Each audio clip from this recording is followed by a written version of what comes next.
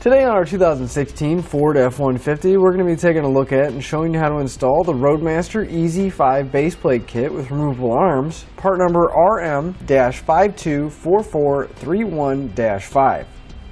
So here's what our EZ5 Base Plate looks like once we have it installed. Now this is going to allow us to safely and securely flat tow our F-150 behind our motorhome going down the road. It does come with removable arms, which is going to be nice because when we're not flat towing, it's going to be hidden behind the bumper pretty well and we're really not going to be able to see too much of it. Now the design of the arm is actually going to eliminate the need for that quick disconnect that is common on a lot of base plates. On the outside of our base plate on each side, we're going to have our safety chain connection points so that way we can be safe and secure and stay within the law. Our base plate is going to have a steel construction with a nice black powder coat finish, so you know it's going to be strong and durable and looking good for a long time. This is a custom designed kit, so it is going to fit your truck perfectly, and it does include all the hardware and instructions to get it in place. Now that we've seen what it looks like, going over some of the features, let's show you how to get it installed.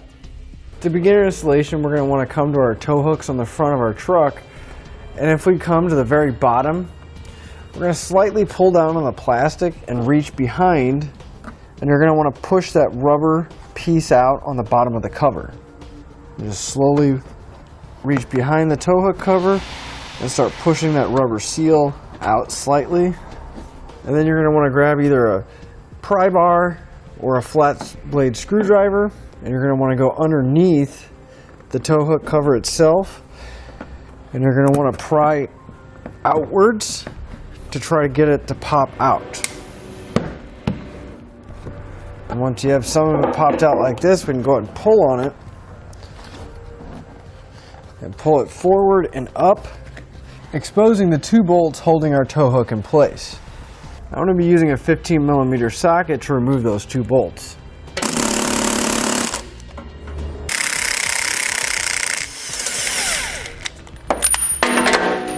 So we can go and pull that tow hook out the back side, and we can pull the cover out as well.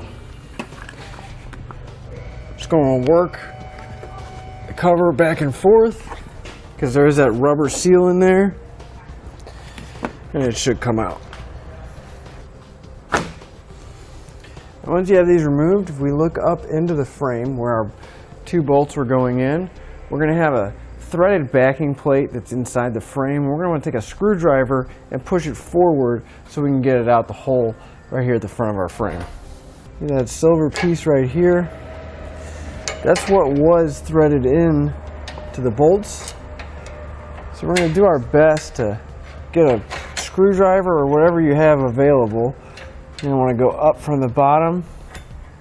Just going to want to push it towards the front. Now it's going to be a little hard to see, but right here you can see the opening in the frame. You can get your finger in there and grab it, and we're going to pull out that backing plate. Now we're going to do the same thing on the other side. Now if we look in that access hole where our tow hooks came out, we're going to see that there's a bolt attached to this brace right here, and we're going to need to remove that bolt. So I'm going to be using a 13mm socket to pull it out.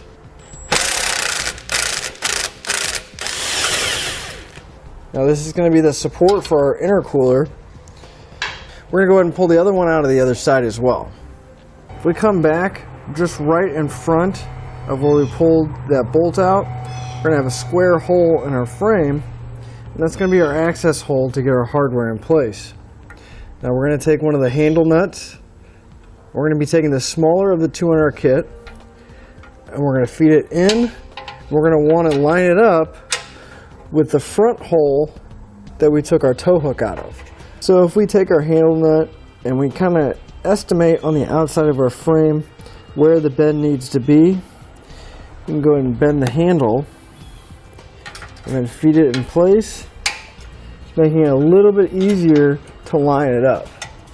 It's still going to take a little bit of patience, but it should make it just a little bit easier to get everything lined up once we have the bend in the correct spot. Now once you have your first one in place, we're going to repeat that for the rear hole as well and the other side. With the handle nuts in place, we're going to prepare our hardware. Now we're going to take one long 1/2-inch bolt and one of the shorter 1/2-inch bolts. We're going to apply a small amount of red Loctite onto them. I just want to put a small amount on the threads. And we're going to do this to all of our bolts. Now we can go ahead and grab our main receiver. And if you notice, they're going to have two holes. And these are going to line up where our tow hook bolts came out. And we're also going to have a 2-hole spacer that's going to go right in place. And we're going to take our hardware, and each one of our bolts is going to take a 1/2-inch lock washer, and we're going to be coming up through our main receiver brace from the bottom and through the spacer block and threading into those handle nuts.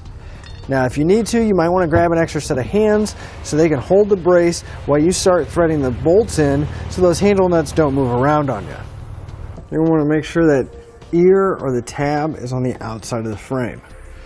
So we're going to feed it in and very carefully make sure that those handle nuts are still in place. I'm going to loosely start one of them.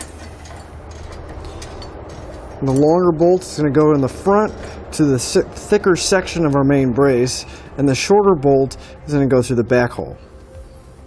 The tab on the back of our main brace here is going to have a hole in it, and we're going to need to drill through one side of our frame and attach it to the frame. Now I'm going to take a small drill bit and drill through, start with a pilot hole, and then we're going to come back and finalize that hole with a 1/2-inch drill bit.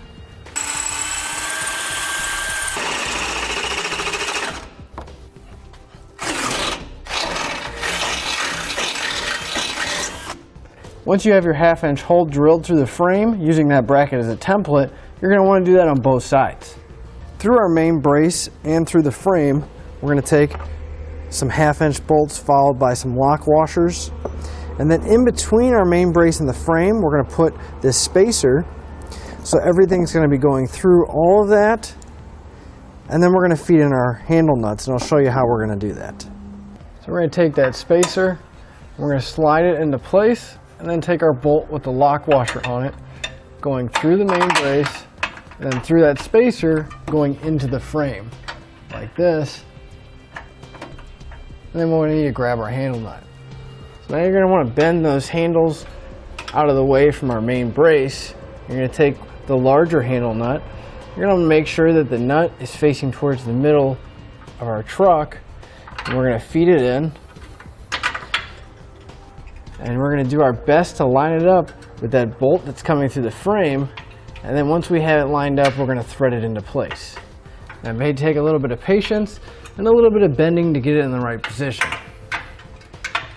Now once you have that bolt in place, I'm going to come back with a 3/4-inch socket, and I'm going to snug up all my hardware. I'm going to go ahead and put the other one in on the other side, and then we'll snug up the rest of our hardware as well. With all of our hardware in place and snugged down, I'm going to come back with a 3/4-inch socket and a torque wrench, and I'm going to torque all my hardware to the specified amount in the instructions.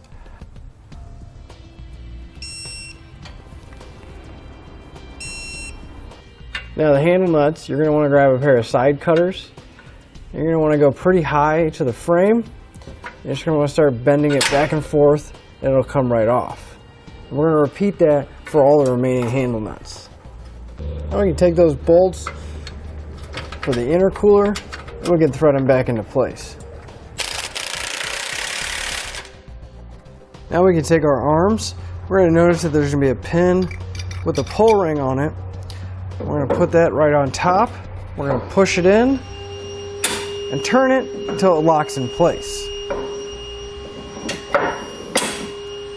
Now if you're adding wiring or a braking system to your flat tow setup, our kit is going to come with some brackets.